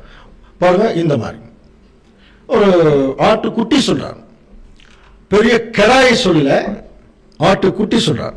இப்போ 10ஆம் தேதி அந்த ஆட்டுக்குட்டியை செலக்ட் பண்ணும். அதை அதே மாசம் 14ஆம் தேதி வரைக்கும் வச்சிருக்கணும். புரியுதா? 14ஆம் தேதி வச்சிருந்து இஸ்ரவேல் சபையாரின் ஒவ்வொரு கூட்டத்தாரும் சாயங்காலத்தில் அதை என்ன செய்யணும், அடிச்சு அதன் ரத்தத்தை கொஞ்சம் என்ன செய்யணும், அதை எடுத்து தங்கள் அதை புசிக்கும் வீட்டு வாசல் நிலைக்கால்கள் அது பூசணும், அந்த லிண்டல்ல அது பூசணும். அந்த ஆட்டுக்குட்டியுடைய ரத்தத்தை எடுத்து வீட்டினுடைய நிலைக்கால்களில் என்ன செய்யணும், பூசியிருக்கணும். அப்புறம் அதுக்கப்புறம் என்ன செய்யணும், அன்று ராத்திரியிலே அந்த மாம்சத்தை நெருப்பினால சுட்டு, அதாவது சட்டியில் போட்டு மசால் போட்டு வேக வைக்கிறது இல்லை நம்மளை மாதிரி இல்லையா, அதை நெருப்பில் ஒரு டைரக்டாக சுடணும். நெருப்பில் சுட்டு அந்த காம்பினேஷன் பாருங்க எப்படி இருக்கு, புளிப்பில்லாத அப்பத்தோடும் கசப்பான கீரையோடும் அதை என்ன செய்யணுமா, அதை சாப்பிடணும். புரியுதுங்களா? அதை நெருப்பில் சுட்டு புளிப்பில்லாத அப்பத்தோடும் கசப்பான கீரையோடும் சாப்பிடணும். அதை சாப்பிட்றதுக்கு ஒரு மெத்தடு கூட சொல்றாரு பாருங்க. யாத்திராகமம் 12:11 வாசிக்கலாம். அதை புசிக்க வேண்டிய விதமாவது, எப்படி புசிக்கணுமா, நீங்கள் உங்கள் அறைகளில் கச்சை கட்டிக்கொண்டு உங்கள் கால்களில் பாதரட்சை தொடுத்துக்கொண்டு உங்கள் கையில் தடி பிடித்துக் கொண்டு அதை தீவிரமாய் புசிக்க தீவிரமாய் புசிக்கணுமா. புரியுதுங்களா? அதை சொல்லிட்டு ஒரு வார்த்தை சொல்றாரு, இதுதான் ரொம்ப முக்கியமான விஷயம். அது கர்த்தருடைய பஸ்கா அப்படின்னா நல்லா புரிஞ்சுக்கலாம். அது கர்த்தருடைய ஒரு பஸ்காவா. அதை புசிக்க வேண்டிய விதம், காலில் செருப்பு போட்டிருக்கணும், இடுப்பில் ஒரு பெல்ட் கட்டியிருக்கணும், கையில் தடி பிடிச்சிருக்கணும். புரியுதுங்களா? இப்போ நம்ம வீட்டில் அப்படியே சாப்பிடுவோம், செருப்பு போட்டெல்லாம் சாப்பிடுவோம். ஆனால் அது எதை குறிக்குது, ஒரு ரெடினஸ். உடனடியாக நீங்கள் எகிப்தை விட்டு வெளியே போகணும், ரெடியாக இருங்க. அது கர்த்தருடைய பஸ்கா. அப்போ அன்னைக்கு நைட்டு அவர் என்ன சொல்றாரு பாருங்க, அந்த மாதிரி சாப்பிடணும். அன்னைக்கு ராத்திரியிலே நான் எகிப்து தேசமும் கடந்து போய் எகிப்து தேசத்தில் மனுஷர் முதல் மிருக ஜீவன்கள் வரை உள்ள முதற்பெறானவைகளை எல்லாம், முதல் பிறந்தது, அது மனுஷனானாலும் சரி மிருகமானாலும் சரி, எல்லாவற்றையும் அதம் பண்ணுவேன், அழிச்சிருவேங்கிறார். புரியுதுங்களா? அப்போ அன்னைக்கு நைட்டு அவர் சங்கார தூதன் எகிப்து தேசம் எங்கும் கடந்து போவாராம். அப்படி கடந்து போகும்போது கவனிங்க, எந்த வீட்டில் ஆட்டுக்குட்டி அடிக்கப்பட்டு அதனுடைய ரத்தம் நிலைக்கால்களை தெளிக்கப்பட்டிருக்கோ அந்த வீட்டில் இருக்கக்கூடிய அந்த குடும்பத்தில் உள்ள முதற் பிறந்த குழந்தைகள் காப்பாற்றப்படும். இல்லைன்னா முதல் குழந்தை செத்துரும். புரியுதா? அப்போ நம்ம நல்லா புரிஞ்சுக்கலாம், அந்த ஆட்டுக்குட்டி அடிக்கப்பட்டதே எதுக்காக தான் போ, டோட்டல் ஃபேமிலிக்கு அங்கே பிரச்சனையே கிடையாது. அப்பாவுக்கு அம்மாவுக்கு தங்கச்சிக்கு தம்பிக்கெல்லாம் பிரச்சனை இல்லை. அங்கே பிரச்சனை யாருக்கு இப்போ, அந்த ஃபேமிலியில் முதல் பிறந்த பையன், மூத்த பையன். புரியுதா? அந்த மூத்த பையன் செத்துறக்கூடாதுன்னா இப்போ அந்த வீட்டினுடைய தலைவர் என்ன செய்யணும், ஒரு ஆட்டுக்குட்டியை 10ஆம் தேதி செலக்ட் பண்ணி அதை 14ஆம் தேதி வச்சிருக்கணும். இப்போ நம்முடைய கேள்வி என்னென்னா, 10ஆம் தேதி செலக்ட் பண்ண அப்பவே அடிச்சிட வேண்டியதானே, ஏன் அதை 14ஆம் தேதிக்கு வச்சிருக்கணும்? அதுக்கு ஒரு அர்த்தம் இருக்குது. அது 10ஆம் தேதி வரைக்கும் அது மந்தையில் இருக்கும். அந்த ஆட்டுக்குட்டி 10ஆம் தேதியை செலக்ட் பண்ணப்பட்டு தனியாக எடுத்து, அதாவது அந்த வீட்டு தலைவருடைய நேரடியான அப்சர்வேஷன் அந்த ஆட்டுக்குட்டி இருக்கும். ஏன், ஒரு வேளை அது மந்தையோட போய் ஏதாவது சாப்பிட்டு வயிறு சரியில்லாமல் செத்து போச்சுன்னா என்ன நடக்கும் தெரியுங்களா, முதற் பிறந்த பையன் செத்துருவான். புரியுதா? அப்போ அந்த முதற் பிறந்த பையனை காப்பாற்றணுங்கிறதுக்காக 4 நாட்கள் தன்னுடைய நேரடியான அப்சர்வேஷனில் அந்த ஒரு ஆட்டுக்குட்டியை அந்த வீட்டு தலைவர் வச்சிருப்பார். அப்போ அந்த 14ஆம் தேதி சாயங்காலம் அந்த ஆட்டுக்குட்டி அடிச்சது என்ன ஆச்சரியம்னா, பாவம் ஆடல்ல ஆட்டுக்குட்டி, ஒன்றுமே தெரியாது. அந்த முதற் பிறந்த பையனுக்காக அந்த ஆட்டுக்குட்டி பாருங்க, ஒன்றுமே தெரியாத கள்ளம் கவனம் இல்லாத ஆட்டுக்குட்டி அடிக்கணும், வீட்டு தலைவர் செய்யணும். அதை அடித்து அதனுடைய ரத்தத்தை நிலைக்கால்களை பூசணும். அதை சாப்பிடக்கூடிய விதமெல்லாம் சொல்லிட்டார். இது கர்த்தருடைய பஸ்கான்னு சொன்னார். பஸ்கா என்றால் என்ன அர்த்தம், பாஸ் ஓவர், கடந்து போதல் அப்படின்னு அர்த்தம். சரியா? பஸ்கா ஸோ இப்போ இதை சொல்லிட்டு ஆண்டவர் இயேசு கிறிஸ்து பாருங்க, இதை எப்படி சொல்றார் பாருங்க. யாத்திராகமம் 12:14 வாசிக்கலாம். அந்த நாள் உங்களுக்கு நினைவு கூறுதலான நாளாய் இருக்க கடவுது. என்ன சொல்லிட்டார்? இது உங்களுக்கு நினைவு கூறுதல் நாளா இருக்க கடவுது. அதை கர்த்தருக்கு நீங்க பண்டிகை ஆசரிக்கணும். அதை எப்படி ஆசரிக்கணும்னா உங்கள் தலைமுறை தோறும் ஆசரிக்கணும். அப்படி தலைமுறை தோறும் ஆசரிக்கும் போது நீங்கள் ஒரு வேளை கானான் தேசத்துக்கெல்லாம் போயினதுக்கப்புறம் இது நீங்கள் தொடர்ந்து வருஷந்தோறும் அனுசரிக்கும் போது அப்பொழுது இந்த பிள்ளைகள் இந்த ஆராதனையின் கருத்து என்னன்னு உங்ககிட்ட கேட்டா, இப்போ நம்ம செய்யக்கூடிய, அப்போ இது ஒரு பண்டிகை மட்டுமல்ல அன்புக்குரிய சகோதர சகோதரிகளே, இது ஒரு ஆராதனை அப்படிங்கிறார். இவங்க செய்கிற ஃபார்மாலிட்டி இருக்கு இல்லையா, இது ஒரு ஆராதனையா, இது ஒரு பண்டிகைன்னு சொல்றார். அப்போ இதை இது எதுக்காகன்னு சொல்லி உங்கள் பிள்ளைகள் கேட்டாங்கன்னா இப்போ நீங்கள் என்ன சொல்லணும் கேட்டால், இது கர்த்தருடைய பஸ்காவாகிய பலி. இந்த மாதிரி எகிப்து தேசத்தில் தேவன் முதற் பிறந்த குழந்தைகளை காப்பாற்றினார் அப்படிங்கிறத நீங்கள் அவங்களுக்கு சொல்லணும் என்று சொல்லி அவர் சொன்னார். ஓகே, இப்போ என்ன நடந்தது? தலைமுறை தோறும் இதை அனுசரிக்க சொல்லிட்டார். அதுக்கப்புறம் இஸ்ரேல் ஜனங்கள் எகிப்துலேருந்து கானான் தேசத்துக்கு போனாங்க. தலைமுறை தோறும் அதை ஒரு சில நேரங்களில் அனுசரிக்க முடியாமல் போச்சு, ஒரு சில நேரங்களில் அனுசரித்தாங்க. இதை தொடர்ந்து செய்துட்டு வர்றாங்க. அப்படி வரும்போது தீர்க்கதரிசிகள் அதில் ஒரு பெரிய லாங் கேப் இருக்குது. கேப்னா ஒரு சரித்திரம். கானான் தேசத்துக்கு போன நியாயாதிபதிகள் அவர்களை பராமரித்தாங்க, அப்புறம் ராஜாக்கள் பராமரித்தாங்க, இடையில தீர்க்கதரிசிகள் பராமரித்தாங்க. இவர்கள் எல்லாரும் போய் பராமரித்து கூட இஸ்ரேல் ஜனங்கள் சொன்னபடி கேட்கல. மல்கியா தீர்க்கதரிசியோட ஒரு பெரிய கேப் ஆயிடுச்சு இஸ்ரேல் ஜனங்களுக்கும் தேவனுக்கும். 400 வருஷம் கழிச்சு மறுபடியும் ஆண்டவர் இயேசு கிறிஸ்து இந்த பூமியில் பிறந்து அதே இஸ்ரேல் ஜனங்கள் மத்தியில் அவர் போகும்போது அன்றைக்கு சொன்னாங்க பாருங்க, அந்த பஸ்கா பண்டிகை நீங்கள் தலைமுறை தோறும் அனுசரிக்கணும்னு, அதை அப்பவும் அனுசரிச்சுட்டு தான் வந்தாங்க. அதில் கவனிச்சு பார்த்தீங்கன்னா வருஷத்துக்கு ஒரு முறை இந்த பஸ்கா பண்டிகையை அனுசரிக்கிறதுக்கு இது ஒரு பண்டிகையாகவே அனுசரிக்க ஆரம்பிச்சிட்டாங்க. நம்முடைய ஆண்டவர் கூட இந்த பூமியில் 33 வருஷங்கள் உயிரோடு இருக்கும்போது ஒவ்வொரு வருஷமும் கட்டாயமாக இந்த பஸ்காவை, ஏன்னா அவர் நியாயப்பிரமாணத்துக்கு கீழே தான் அவர் பிறந்ததேன்னு சொல்லிட்டார். அப்போ இதை கட்டாயமாக செய்யணும். இதுதான் இஸ்ரேல் ஜனங்களுக்கு கொடுக்கப்பட்ட முதல் நியாயப்பிரமாணம், இந்த பஸ்காவினுடைய அனுசரிப்பு. அப்போ இதை கொண்டாடுறதுக்கு வருஷந்தோறும் வருவார் ஆண்டவர் இயேசு கிறிஸ்து. இப்படியாக அவர் வருஷந்தோறும் வந்து கொண்டிருக்கும் பொழுது தேவனுடைய திட்டப்படி, அவருடைய சித்தப்படி ஆண்டவர் இயேசு கிறிஸ்து 33 வருஷம் முடியும் போது அவர் இந்த பூமியில் தன்னுடைய ஜீவனை விடக்கூடிய ஒரு காலப்பகுதி நெருங்கி வருது. The last days. அப்படி நெருங்கி வரும்போது அன்புக்குரிய சகோதர சகோதரிகளே, இந்த பஸ்கா பண்டிகை கடைசியாக ஆண்டவர் இயேசு கிறிஸ்து மரிக்கிறதுக்கு முன்னாடி வருது. அந்த பஸ்கா பண்டிகை வரக்கு ஜஸ்ட் முந்தின நாள் தன்னுடைய சீசர்களை எல்லாம் ஒரு மேல் வீட்டறையில் வர சொல்லி ஆண்டவர் இயேசு கிறிஸ்து அங்கே உட்கார்றார். எல்லாரும் சுற்றியில் உட்கார்றாங்க. நம்ம இங்கே படித்தவங்களுக்கு தெரியும், அன்புக்குரிய சகோதர சகோதரி, படித்தவங்களுக்கு என்ன தெரியும்னா, இவர் தன் மரிக்க போகிறார், அதை குறித்து சில விஷயங்கள் சொல்ல போகிறாருங்கிற விஷயத்தையே மறந்து அந்த சீசர்கள் அவங்களுக்குள்ளே யார் பெரியவங்க அப்படிங்கிற ஒரு பிரச்சனை ஓடிட்டு இருந்தான். ஏன்னா அவர் சீக்கிரத்தில் அவருடைய கவர்மெண்ட் ஃபார்ம் பண்ணிடுவேன், என்னுடைய ராஜ்யம் இந்த உலகத்துக்குரியதல்ல, நான் சீக்கிரம் ராஜ்யம் வருவதாக நல்லா சொன்னேன்னு இவங்க என்ன நினச்சிட்டாங்க, அப்போவே ஒரு பெரிய கவர்மெண்ட்டை ஆண்டவர் ஃபார்ம் பண்ணி அவர் பெரிய ராஜாவாக இருப்பார், நம்மெல்லாம் மந்திரிகளாகிடலாம், யூதாஸ்காரியோத்து ஃபைனான்ஸ் மினிஸ்டர் ஆகிடலாம், இப்படியெல்லாம் திங்க் பண்ணிட்டு இருந்திருக்காங்க. இப்படி திங்க் பண்ணிட்டு இருக்கும்போது ஆண்டவர் இயேசு கிறிஸ்து அவர் பாருங்கள், யார் பெரியவங்க அப்படின்னு அவங்க நினச்சிட்டு இருக்கும்போது யார் பெரியவங்க அப்படிங்கிறத ஒரு செயல் மூலம் ஆண்டவர் செய்து காட்டினார். உங்களுக்கு நல்லா தெரியும் நினைக்கிறேன். யோவான் 13ஆம் அதிகாரத்தில் இவங்க உட்காந்துருக்காங்க. திடீர்னு ஆண்டவர் எந்திரிச்சு போய் ஒரு இடுப்பில் ஒரு துண்டை கட்டிட்டு ஒரு பக்கெட்டில் தண்ணி ஊற்றுனாராம். பார்த்துட்டே இருக்கிறாங்க, எதுக்கு செய்கிறாரு? ஊற்றிட்டு நேராக ஒவ்வொரு சீசனுடைய கால்களையும் ஆண்டவர் கழுவ தொடங்கினார். யாருக்குமே அந்த ஒரு உணர்ச்சியை வரல பாருங்க. ஐயோ ஆண்டவரை என் காலை நீ கழுவலாமா? ஒருத்தருக்கு மட்டும் வந்துச்சு உணர்ச்சி இல்லையா? பேதுரு சொல்கிறார் பாருங்க, ஆண்டவரே நீர் ஒரு காலம் என் கால்களை கழுவப்படாது அப்படின்னு சொன்னோன்னே ஆண்டவர் திருப்பி சொன்ன வார்த்தையை நல்லா கூர்ந்து கவனிங்க. நான் உன் கால்களை கழுவாவிட்டால் என்னிடத்தில் உனக்கு பங்கில்லை. அப்படியா இருக்குன்னு பாருங்க. நான் உன்னை கழுவாவிட்டால் அப்படின்னா இங்கே காலை கழுவல, அவங்கள கழுவிட்டு இருக்கார். அது அவங்களுக்கு புரியல. சரி, பேதருக்காவது புரிஞ்சுதா? ஆண்டவர் சொல்றதுல ஏதோ ஒரு அர்த்தம் உண்டுங்கிறத மட்டும் புரிஞ்சுட்டு, அப்படின்னா ஆண்டவரே என் கால்களை மாத்திரமல்ல என் தலையும் சேர்ந்து என்ன பண்ணுங்க, தலையிலிருந்து கழுவுங்க அப்படின்னு சொன்னார். அப்போ தான் ஒரு முக்கியமான விஷயத்தை ஆண்டவர் சொல்கிறார் பாருங்க. வாசிக்கலாம், யோவான் 13:10 வாசிக்கலாம். இயேசு அவனை நோக்கி, முழுகினவன் தன் கால்களை மாத்திரம் கழுவ வேண்டியதாய் இருக்கும், மற்றபடி அவன் முழுவதும் சுத்தமாய் இருக்கிறான். நீங்களும் சுத்தமாய் இருக்கிறீர்கள், ஆகிலும் எல்லாரும் அல்ல என்றார். கவனிக்கலாம். இப்போ கால் கழுவிட்டு வரும்போது என் காலை நீ கழுவக்கூடாதுன்னு சொன்னா ஆண்டவர் நான் உன்னை கழுவணுங்கிறார். உடனே என்னை கழுவணுன்னா அப்போ தலையிலிருந்து கழுவுங்க.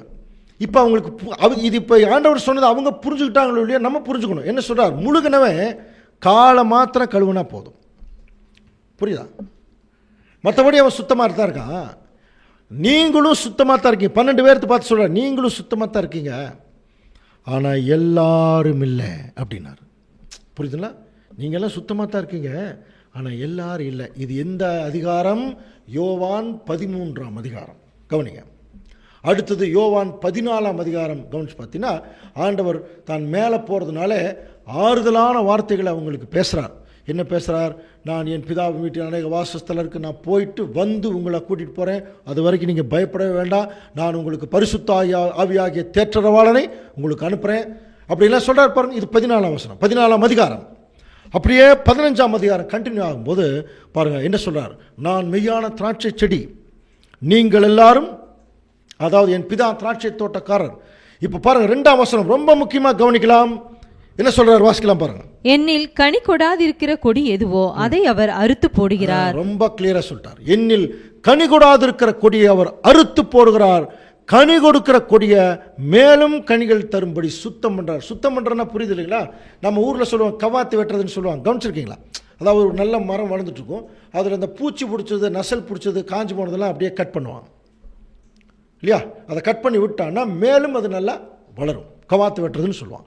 ஸோ ஆண்டவர் இதைத்தான் சொல்கிறார், நான் திராட்சை செடி, நீங்கள்லாம் கொடிக, இப்போ என்னில் கனி கொடாது இருக்கிற கொடிய தேவன் அறுத்துருவாருங்கிறார்.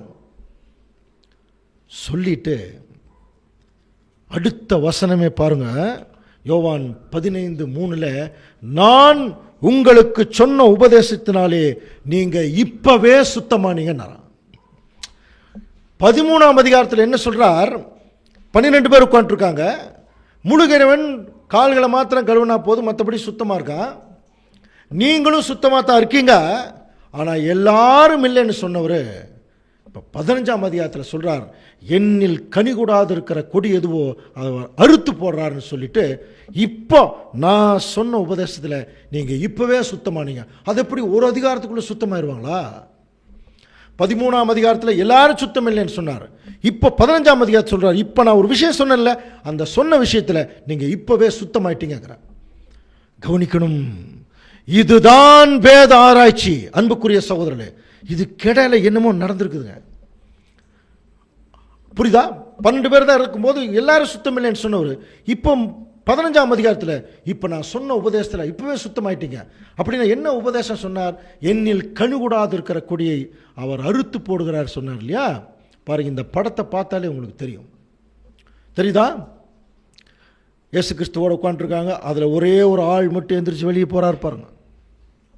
யாருங்க? யூதாஸ் காரியோத்து. புரியுதுங்களா? அவர் எப்போவே வெளியே போயிட்டார் தெரியுமா? யோவான் 13:30 பாருங்க. அவன் அந்த துணிக்கை வாங்கின உடனே புறப்பட்டு போனான். சரியா? அப்போ ஆண்டவர் இயேசு கிறிஸ்து என்ன சொல்றார் தெரியுங்களா?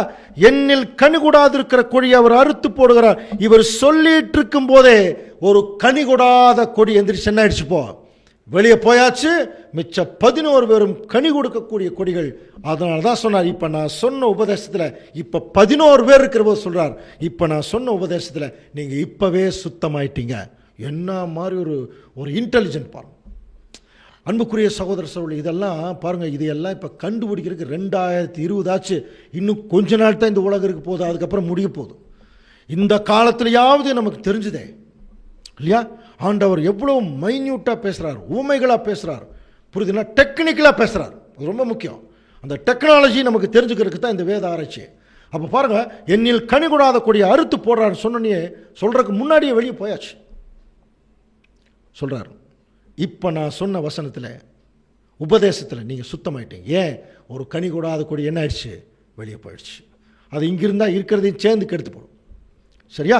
ஓகே, இப்போது இது நடந்துருச்சு. இப்போ நடந்ததுக்கப்புறம் ஆண்டவர் என்ன பண்ணார் நமக்கு கவனிச்சிருக்கீங்களா? இவங்க உட்காண்ட்ருக்கும்போது திடீர்னு எந்திரிச்சு அந்த பஸ்கா பண்டிகை அவங்க ஆயத்தத்துக்காக அந்த ஒரு அப்பமும் திராட்சை ரசம் எல்லாம் ரெடி பண்ணி வச்சுருக்காங்க. சுற்றிலும் சீசர்கள் உட்காண்ட்ருக்காங்க. திடீர்னு எந்திரிச்சார். அந்த அப்பத்தை எடுத்து என்ன சொன்னார் தெரியுங்களா? அதை பிட்டு, இதை வாங்கி நீங்கள் சாப்பிடுங்க, இது உங்களுக்காக பிற்கப்படுகிற என்னுடைய சரீரம் அப்படின்னார். உங்களுக்காக பிற்கப்படுகிற என்னுடைய சரீரம். எப்படி இந்த அப்பம் பிற்கப்படுகிறதோ அந்த மாதிரி உங்களுக்காக என்னுடைய சரீரம் நாளைக்கு பிற்கப்பட போகுது, சாப்பிடுங்க. தெரியல, விவரம் தெரியல, வாங்கிட்டாங்க, சாப்பிட்டாங்க. திராட்சை ரசம் எடுக்கிறார். நமக்கு தெரியும் இல்லையா, திராட்சை ரசம் கருப்பு திராட்சையை புழிஞ்சோம்னா அது எப்படி இருக்கும்? ரத்தம் மாதிரி இருக்கும் இல்லையா? அதே தான். இப்போ அந்த திராட்சை ரசத்தை எடுத்து சோத்திரம் பண்ணி அவங்களுக்கு கொடுக்குறாரு. கொடுத்து என்ன சொல்கிறாருன்னா, இது உங்களுக்காக சிந்தப்படுகிற என்னுடைய ரத்தம். அப்போது ஒரு சரீரத்தை கிழிச்சா என்ன வரும்? ரத்தம் வரும் இல்லையா? அந்த மாதிரி என்னுடைய சரீரம் உங்களுக்காக தான் கிழிக்கப்பட போகுது, என்னுடைய ரத்தம் உங்களுக்காக தான் சிந்தப்பட போகுது. இதை நான் முன்னாடியே உங்களுக்கு சொல்லிடுறேன் என்று சொல்லி அந்த இரத்தத்திற்கு பாவனையான அந்த திராட்சை ரசத்தை எடுத்து கொடுக்குறார். சாப்பிடுங்க. சாப்பிட்டாங்க. சாப்பிட்டதுக்கு பிறகு ஆண்டவர் இயேசு கிறிஸ்து தன்னை மரிப்பதற்கு, தன்னை ஒப்பு கொடுப்பதற்காக அங்கே கெத்சமனே தோட்டத்துக்கு போகிறார். போகிற போதே யூதாஸ்காரியோத் அதிகாரிகள் எல்லாம் கூட்டிகிட்டு வந்துட்டார். ஆண்டவர் இயேசு கிறிஸ்துவுடைய கைகளை எல்லாம் கட்டி ஒரு கிரிமினலை நடத்துகிறது போல அண்ணா காய்பாவினுடைய அரண்மனைகளுக்கும் பிலாத்தினுடைய அரண்மனைக்கும் நைட்டு ஃபுல்லாக அலைய விட்டாங்க. காலையில் புரியுதுன்னா, அதிகாலை நேரத்தில் பிலாத்தினுடைய அந்த ஒரு ஜட்ஜ்மெண்ட்டுக்காக கொண்டு போய் நிறுத்தினாங்க. கை கழுவினார். காலையில் 9 மணிக்கு ஆண்டவர் இயேசு கிறிஸ்துவை சிலுவையில் மரத்தில் அடித்தாங்க. காலையில் 9 மணியிலிருந்து மதியம் 3 மணி வரைக்கும் 6 மணி நேரங்கள் ஆண்டவர் இயேசு கிறிஸ்து சிலுவையில் தொங்கினார். புரியுதுங்களா? சிலுவையில் தொங்கினார். ஸோ அந்த மத்தியானம் 3 மணி வேளையில் கவனிச்சு பார்க்கும்போது ஆண்டவர் இயேசு கிறிஸ்து தன்னுடைய மரணத்துக்குள்ளே அவர் போயிட்டார். ஸோ இது என்ன அப்படின்னு கவனிச்சுன்னா, அவர் என்ன சொல்ல வந்தார் அவங்களுக்கு தெரியல. புரியுதா? அந்த பஸ்கா ஆட்டுக்குட்டியை பற்றி படித்தோம் இல்லையா? அதே பஸ்கா ஆட்டுக்குட்டி என்றைக்கு அடிக்கப்பட்டதோ அதே நாளில் ஆண்டவர் இயேசு கிறிஸ்து அடிக்கப்பட போகிறார். அவர் என்ன சொன்னார் தெரியுங்களா? அந்த முந்தின நாள், இனிமேல் உங்களுக்காக ஒரு பஸ்கா ஆட்டுக்குட்டி அடிக்கப்பட வேண்டியதில்லை, அந்த ஆட்டுக்குட்டி நான் தான், உங்களுக்காக சிந்தப்படுகிற ரத்தம் என்னுடைய ரத்தம் தான், இதை இனிமேல் நீங்கள் ஒரு ஆட்டுக்குட்டி அடிக்க வேண்டாம், அதற்கு பதிலாக உங்களுக்காக நான் அடிபட போகிறேன். இனிமேல் ஒவ்வொரு வருஷமும் நீங்கள் என்ன பண்ணுங்க, என்னை நினைவு கூறும்படி இந்த அனுசரிப்பை செய்யுங்கன்னு சொன்னார். சீசர்களுக்கு புரியல. ஆண்டவர் இயேசு கிறிஸ்து மரித்து அப்புறம் உயிர் தெழுந்து அவர் தன்னுடைய கோர்ஸ் முடிச்சுட்டு அவர் போயிட்டார். எதற்காக இதை செஞ்சார்னு ரொம்ப நாளாக ஜனங்களுக்கு தெரியல. ரொம்ப நாள் கழித்து அன்புக்குரிய சகோதர சகோதரர்களே, அப்போஸ்தலனாகிய பவுல் ஆண்டவர் இயேசு கிறிஸ்து கூப்பிட்டு அவருக்கு நிறைய காரியங்களை உணர்த்தினதுக்கப்புறம் இன்றைக்கு அதனுடைய உண்மையான அர்த்தத்தை அப்போஸ்தலனாகிய பவுல் தன்னுடைய வசனங்களின் மூலம் நமக்கு சொன்னாராம். என்ன சொல்றார் பாருங்க. 1 கொரிந்தியர் 5ஆம் அதிகாரத்தில் 7ஆம் வசனம் வாசிக்கலாம். ஆகையால் நீங்கள் புளிப்பில்லாதவர்களாய் இருக்கிறபடியே புதிதாய் பிசைந்த மாவாய் இருக்கும்படிக்கு பழைய புளித்த மாவை புறம்பே கழித்து போடுங்கள். பாருங்க, பழைய புளித்த மாவை இது புதிய ஏற்பாட்டில் சொல்றார். நீங்க புளிப்பில்லாதவர்களாக இருங்க, பழைய புளிச்ச மாவை கலந்து போடுங்கள். ஏனெனில் கவனிக்கலாம், ஏனெனில் நம்முடைய பஸ்காவாகிய கிறிஸ்து, அந்த வார்த்தை கவனிங்க, நம்முடைய பஸ்காவாகிய கிறிஸ்து நமக்காக பலியிடப்பட்டிருக்கிறாரே. அப்படியா? பஸ்கா பழைய ஏற்பாட்டு காலத்தில் தானே. அப்போ பழைய ஏற்பாட்டு காலத்தில் அந்த பஸ்கா ஆட்டுக்குட்டி அடிக்கப்பட்டது யாரை காப்பாற்றுறதுக்கு? அன்னைக்கு ஒரு முதற் பிறந்த குழந்தைகளை காப்பாற்றுறதுக்கு. இங்கே என்ன சொல்றார்? இங்கே ஒரு பஸ்கா ஆட்டுக்குட்டி அடிக்கப்பட்டிருக்கான். புரியுதா? அப்படி நான் என்ன புரிஞ்சுக்கலாம்? அன்னைக்கு பஸ்கா ஆட்டுக்குட்டி எப்போ அடிக்கப்பட்டது? நீசான் மாதம் 10ஆம் தேதி செலக்ட் பண்ணப்பட்டு 14ஆம் தேதி அது அடிக்கப்பட்டது. ஒருவேளை இதே பஸ்கா ஆட்டுக்குட்டிக்கு ஆண்டவர் இயேசு கிறிஸ்துவுக்கு நிழலாக இருந்தால் இயேசு கிறிஸ்துவும் அதே டைமில் தான் அவர் அடிக்கப்பட்டிருக்கு. வேணுமா இல்லையா? இப்போ நம்ம என்ன செய்யலாம், அப்படியா அப்போ பழைய ஏற்பாட்டு காலத்தில் நடந்த பஸ்காவுடைய அனுசரிப்பு புதிய ஏற்பாட்டு காலத்தில் ஒரு பஸ்கா இருக்கார், அது யாருன்னா நம்முடைய ஆண்டவர் இயேசு கிறிஸ்து தான். அப்படின்னா அவர் அடிக்கப்பட்டது நமக்காகன்னா அன்னைக்கு அவங்க யாரு, அன்னைக்கு இருந்த முதற்பலன்களை காப்பாற்றுறதுக்கு தானே. அப்போ நம்மெல்லாம் முதற்பலன்களா இப்போ கண்டுபிடிக்கலாம். அதுக்கு முன்னாடி என்ன கண்டுபிடிக்கலாம்னா, அந்த பஸ்கா ஆட்டுக்குட்டி இயேசு கிறிஸ்துவுக்கு நிழலாக சொல்லப்பட்டிருந்தா அப்படிங்கிறது உண்மைன்னா, பஸ்கா ஆட்டுக்குட்டி என்னைக்கு அடிக்கப்பட்டதோ அதே நாள் தான் ஆண்டவர் இயேசு கிறிஸ்துவ அடிக்கப்பட்டிருக்கணும். இது கரெக்டாக இல்லையான்னு இப்போ பார்க்க போகிறோம். வேத ஆராய்ச்சி சரியா வாசிக்கலாம். அன்புக்குரிய சகோதர சகோதரி, அதாவது யோவான் 12ஆம் அதிகாரம் 1ஆம் வசனம் வாசிக்கலாம். பஸ்கா பண்டிகை வர 6 நாளைக்கு முன்னே இயேசு தாம் மரணத்திலிருந்து எழுப்பின லாசரு இருந்த பெத்தானியாவுக்கு வந்தார். இப்போ பாருங்க, இந்த பஸ்காவை ஏற்கனவே பழைய ஏற்பாட்டில் சொன்னோம் இல்லையா, பஸ்கா பண்டிகை, அதாவது இது ஒரு ஆராதனை, இது ஒரு பண்டிகையாகவே நீங்கள் கொண்டாடுங்க, ஒரு ஆராதனையை கொண்டாடுங்க. இப்போ அன்னைக்கு இவர்கள் ஒரு விமர்சையான பண்டிகையாக கொண்டாடிட்டாங்க. அதில் இருக்கக்கூடிய அர்த்தம் அவங்களுக்கு தெரியல. இந்த அர்த்தத்தை பவுல் நமக்கு சொல்கிறார். இப்போ நாமளும் அதே மாதிரி பண்டிகை மாதிரி கொண்டாடணும்னா எப்படி கொண்டாடணுமா, அன்னைக்கு அவங்க வீட்டில் புளிச்சமாக இருக்கக்கூடாது. இப்போ நமக்கு என்ன இருக்கக்கூடாதான், 1 கொரிந்தியர் 5ஆம் அதிகாரம் 8ஆம் வசனம் பாருங்க. அதனால் பழைய புளித்த மாவோட அல்ல, அந்த புளிச்ச மாவுக்கு விளக்கம் கொடுக்குறார். துர்க்குணம் பொல்லாப்பு, இதுதான் புளிச்சு போன விஷயமா. இந்த புளிச்ச மாவில் நீங்கள் இதை செய்யக்கூடாது. அதுக்கு பதிலாக துப்புரவு உண்மையோட அந்த பண்டிகை ஆசரி. இப்போ கூட அந்த அனுசரிப்பு அப்படிங்கிறது நம்ம பஸ்காவையெல்லாம் அனுசரிக்கிறது இல்லை, நம்முடைய ஆண்டவர் இயேசு கிறிஸ்துடைய மரணத்தை தான் நினைவு கூறுறோம். அதை தான் ஆண்டவர் அந்த கடைசி பந்தியில் சொன்னார். அப்போ அவருடைய மரணத்தை நம்ம நினைவு கூறும்போது இந்த நம்மகிட்ட எந்த விதமான தவறான குணம் புளிச்சமாக இருந்துடக்கூடாது. நல்ல பரிசுத்தமான சிந்தனைகள், பரிசுத்தமான குணலட்சணங்கள் இருக்கணும். அதுதான் துப்புரவு உண்மை.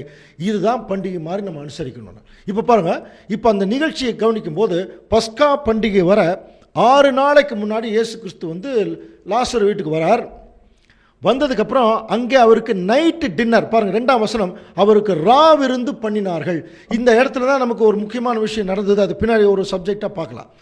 அந்த மரியாள், மார்த்தாள் மரியாள் இருக்கிறாங்க இல்லையா, அந்த மரியம்மா விலையேறப்பட்ட ஒரு நலதம், அது என்ன விலைங்கிறத கூட நம்ம பார்க்கலாம். நம்மளே ஆடி போய்டும். அவ்வளோ விலை மதிப்பில்லாத ஒரு நலதம், ஒரு தைலத்தை கொண்டு ஆண்டவர் இயேசு கிறிஸ்துடைய தலையிலிருந்து ஊற்றி அந்த பாதத்தில் அந்த அம்மா அதை தொடச்சி விட்டாங்க. ஸோ இது ஒரு தனியாக ஒரு சப்ஜெக்டாக நம்ம பார்க்கலாம் இதனுடைய அர்த்தம். அப்போ பஸ்கா பண்டிகை வர 6 நாளைக்கு முன்னால், இப்போ நம்ம ஏற்கனவே தெரியும் இல்லையா, பஸ்கா பண்டிகை எப்போ, இஸ்ரேல் ஜனங்களுடைய முதல் மாதம் நீசான் அல்லது ஆபீப்ங்கிறது ஒரிஜினல், அதை நீசான்னு சொல்லுவாங்க. அந்த ஆபீப் மாதம் 10ஆம் தேதி ஆட்டுக்குட்டியை செலக்ட் பண்ணோம். 14ஆம் தேதி வரைக்கும் வச்சுருந்து 14ஆம் தேதி சாயங்காலம் அதை அடித்து அது, அப்போ 14ஆம் தேதி தான் பஸ்கா பண்டிகை. புரியுதா? அப்போ நீசான் மாதம் 14ஆம் தேதி தான் பஸ்கா பண்டிகை. சரிங்களா? ஓகே. இப்போ இந்த பஸ்கா பண்டிகை வர 6 நாளைக்கு முன்னாலே அப்படின்னா என்ன அர்த்தம்? அப்போ நீசான் மாதம், அப்போ அது 6 நாள் நீங்கள் பின்னாடி கணக்கு போட்டிங்கன்னா எத்தனாம் தேதி வரும்?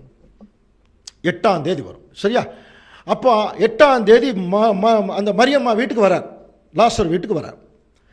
சரி, இப்போ இதை புரிஞ்சுக்கணும்னா இஸ்ரேல் ஜனங்களுடைய நாட்கணக்கை அவங்க எப்படி எடுத்துக்குவாங்க அப்படிங்கிறத நம்ம தெரியணும். இது ஒரு படித்த சகோதரர்களுக்கெல்லாம் ஓரளவுக்கு தெரியும். அதாவது இஸ்ரேல் ஜனங்களுடைய நாள் எப்படி தெரியுங்களா ஆரம்பிக்கும். இப்போ நம்ம இப்போ சாதாரணமாக நம்முடைய நாள் எப்படி ஆரம்பிக்குது, நைட் 12 மணிக்கு ஆரம்பித்து அடுத்த நாள் நைட் 12 மணிக்கு முடியும் ஒரு நாள். ஆனால் இஸ்ரேல் ஜனங்களுடைய நாட்கணக்கு அப்படி ஆரம்பிக்காது. அன்புக்குரிய சகோதர சகோதரர்களே, எப்படி ஆரம்பிக்குது தெரியுமா? சாயங்காலம் 6 மணிக்கு ஆரம்பித்து அடுத்த நாள் சாயங்காலம் 6 மணியோட அந்த நாள் முடியும். புரியுதா? சாயங்காலம் 6 மணிக்கு ஆரம்பித்து அடுத்த நாள் சாயங்காலம் 6 மணின்னு முடியும். அப்போது பஸ்கா பண்டிகை வர 6 நாள் முன்னாடி அப்படின்னா 8ஆம் தேதி. அப்போது 8ஆம் தேதி ஆண்டவர் இயேசு கிறிஸ்து லாசர் இருந்த வீட்டுக்கு வராரு. அப்போது 8ஆம் தேதி சாயங்காலம் 6 மணிங்கிற போது 8ஆம் தேதி முடிஞ்சிடும். அந்த 6 மணிலேயே எத்தனாம் தேதி ஆரம்பிச்சிடும்? 9ஆம் தேதி ஆரம்பிச்சிடும். நைட் இரவு நேரம் ஆரம்பிச்சிடும். அப்போது பஸ்கா பண்டிகை வர 6 நாளைக்கு முன்னாடி 8ஆம் தேதி வராரு. அப்போ அன்றைக்கி சாயங்காலம்ங்கிறது 9ஆம் தேதி. அப்போது 9ஆம் தேதி அவருக்கு அந்த முதல் சாயங்காலத்தில் ராவிருந்து பண்ணினார்கள். 9ஆம் தேதி முதல் ஆரம்பிக்கிற சாயங்காலத்தில் ராவிருந்து பண்ணுறாங்க. சரியா? சாப்பிட்டாச்சு. அடுத்த வசனம் பாருங்க, யோவான் 12:12 மறுநாளிலேனே எப்போ? 9ஆம் தேதி முதல் சாயங்காலத்தில் சாப்பிட்றாங்க. மறுநாளிலேனே அடுத்த நாள் எத்தனாம் தேதி? 10ஆம் தேதி. பாருங்க, சேம் 10ஆம் தேதி. புரியுதா? சேம் 10ஆம் தேதி. எப்படி நீசான் மாதம் 10ஆம் தேதி ஆட்டுக்குட்டி செலக்ட் பண்ணப்பட்டு அதை 14ஆம் தேதி வரைக்கும் வச்சுருந்தாங்க இல்லையா, அதே மாதிரி தாங்க ஆண்டவர் இயேசு கிறிஸ்து 10ஆம் தேதி எருசலேமுக்குள்ளே வராருங்க. படித்தோமா? மறுநாளிலே எருசலேமுக்கு வருகிறார். அப்போ 10ஆம் தேதி ஆண்டவர் எருசலேமுக்குள்ளே ஆண்டவர் நுழையும் போது ஒரு கெடாய் வெற்றக்கு சகல மரியாதையை செஞ்சு கூட்டிகிட்டு போவாங்க இல்லையா, அதே தான் எல்லா மரியாதையை செஞ்சு என்ன பண்ணாங்கன்னா கூட்டிகிட்டு போனாங்க. பாருங்க, 10ஆம் தேதி எருசலேமுக்குள்ளே போனார். அப்புறம் 4 நாட்கள் அவருடைய நடவடிக்கைகள் முழுவதுமே எருசலேமை சுற்றி தான் இருந்தது. அன்புக்குரிய சகோதர சகோதரர்களே, அந்த 14ஆம் தேதி ஆரம்பிச்சது பார்த்தீங்களா, அதனுடைய முதல் சாயங்காலத்தில் தன்னுடைய சீஷர்களை கூப்பிட்டு பந்தி பரிமாறி, இனிமேல் ஆட்டுக்குட்டி நீங்கள் அடிக்க வேண்டாம், அந்த பஸ்கா ஆட்டுக்குட்டி நான் தான் உங்களுக்காக. இது வந்து பாருங்க, எல்லாத்தையும் கூப்பிட்டு அந்த பந்தி அனுசரித்தார் இல்லை, ஒரு சில சீஷர்களை மட்டும் கூப்பிட்டார், அவருடைய சீஷர்கள். அப்போ என்ன சொல்றார்? இது உங்களுக்காகன்னார். அப்போ ஆண்டவர் இயேசு கிறிஸ்துடைய முதல் சொட்டு ரத்தம், அவருடைய பலியினுடைய முழு தாற்பயம் யாருக்கு தெரியுங்களா? அவருடைய சீஷர்களுக்காக. அதனால தான் சொன்னார், இது உங்களுக்காக பிற்கப்படுகிற என்னுடைய சரீரம். புரியுதா? அதை சாப்பிடுங்க, இனி என்னோட அந்த பரிசுத்த அந்த ஒரு தியாகத்தில் பங்கு பெறுங்கன்னு சொல்லி அதை கொடுக்குறார். அதே மாதிரி இது உங்களுக்காக சிந்தப்படுகிற ரத்தம், இனிமேல் ஒரு ஆட்டுக்குட்டி அடிக்க வேண்டாம், இதோட கடைசி, இதுக்கு நிழலா நாளைக்கு நான் அடிபட போகிறேன். அதனால் இனி அடுத்த வருஷம் வரும்போது ஆட்டுக்குட்டியை நினைக்க வேண்டாம், என்ன நினச்சிங்க, உங்களுக்காக நான் மரித்தேன், உங்களுக்காக நான் தியாகம் செஞ்சேன் என்று சொல்லி என்னை நினைத்து கொள்ளுங்கள் சொல்லி நீங்கள் அதுக்காகத்தான் ஆண்டவர் அதை செய்து காமிச்சார். ஆனால் அந்த ஜனங்களுக்கு புரியல. ஆனால் செய்து காமிச்சு அன்றைய தினமே நைட் அவர் வந்து அந்த ஜனங்களாலே பிடிக்கப்பட்டு அவமானப்படுத்தப்பட்டு பாடுபட்டு இல்லையா, சிலுவை மரத்தில் ஆண்டவர் இயேசு கிறிஸ்து தொங்கிட்டு இருந்தார். என்ன ஆச்சரியம் தெரியுங்களா? இந்த பஸ்கா ஆட்டுக்குட்டி இயேசு கிறிஸ்து தான் தெரியாமல், புரியுதா, இந்த ஜனம் என்ன பண்ணிட்டு இருந்தாருங்களா, ஆண்டவர் இயேசு கிறிஸ்துவை அந்த சிலுவை மரத்திலிருந்து இறக்கும் போது இவர் தான் அந்த பஸ்கா ஆட்டுக்குட்டின்னு தெரியாமல் அந்த ஜனங்கள் எல்லாரும் ஆட்டுக்குட்டி அடித்து விமரிசையாக தங்களுடைய பண்டிகையை கொண்டாடி இருந்தாங்க. இந்த விவரம் தெரியாமையே. ஆனால் உண்மையான சீஷர்களுக்கு அதை முந்தின நாளே வெளிப்படுத்தி காண்பிச்சார். இனி உங்களுக்காக சிந்தப்படுகிற ரத்தம், உங்களுக்காக பிற்கப்படுகிற என்னுடைய சரீரம் செஞ்சு காமிச்சிட்டு போயிட்டார். அன்புக்குரிய சகோதர சகோதரி, இதைத்தான் ஏசாயா 53ஆம் அதிகாரத்தில் அவர் நெருக்கப்பட்டும் ஒடுக்கப்பட்டும் இருந்தார், ஆனாலும் அவர் வாய் திறக்கல, கொண்டு போகும்படி கொண்டு போடப்படுகிற ஆட்டுக்குட்டியைப் போல. பார்த்தீங்களா? பாருங்க, தன்னை மயிர் கத்திரிக்கு முன்பாக சத்தமிடாது இருக்கிற ஆட்டை போலவும் வாய் திறக்கிற கடைசி வரைக்கும் அந்த அடிபடும் போது அவர் வாயவே திறக்கல. அதனால தான் யோவான் சுவிசேஷத்தில் படிக்கிறோம் இல்லையா, யோவான் ஸ்நானகன் சொன்னார், இதோ உலகத்தின் பாவத்தை சுமந்து தீர்க்கிற தேவ ஆட்டுக்குட்டி. சுமந்து தீர்க்கிற, சால்வ் பண்ணிடுறாரா, சுமக்கிறது மட்டுமல்ல, அந்த பிரச்சனையை சால்வ் பண்ணுறார். உலகத்தின் பாவத்தை சுமந்து தீர்க்கிற தேவாட்டுக்குட்டி. இப்போ இதனுடைய கன்க்ளூஷனுக்கு வந்துடலாம் அன்புக்குரிய சகோதரர்களே. பழைய ஏற்பாட்டு காலத்தில் அங்கே ஒரு பஸ்கா ஆட்டுக்குட்டி அடிக்கப்பட்டது.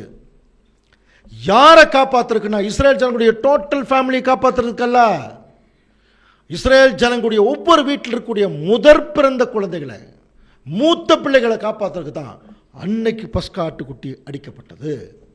அப்படின்னா அப்படியே புதிய ஏற்பாட்டு காலத்தில் நம்ம கவனிச்சோன்னா இங்கேயும் ஒரு பஸ்கா ஆட்டுக்குட்டி அடிக்கப்பட்டிருக்கிறது. அப்படின்னா இங்கேயும் யாரோ ஒரு சிலர் மூத்த பிள்ளைகள் இருக்கிறாங்களாம் தேவனுக்கு, இல்லையா? அது யாரு? இப்போ பவுல் என்ன சொன்னார்?